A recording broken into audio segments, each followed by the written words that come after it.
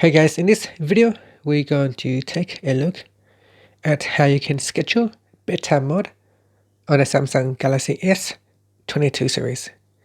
First, tap on the home button to go back to the home screen. And from the home screen, swipe down at the top and tap on the settings icon.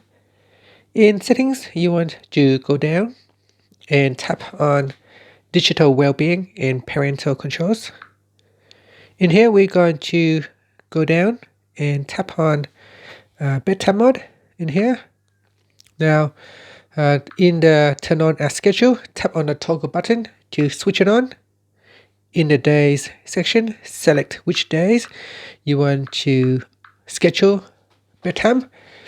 So I'm going to select every day and I'm going to tap on set schedule.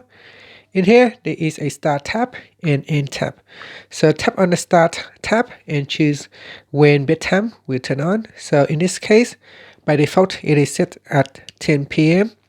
And then you can choose end and when bedtime will end.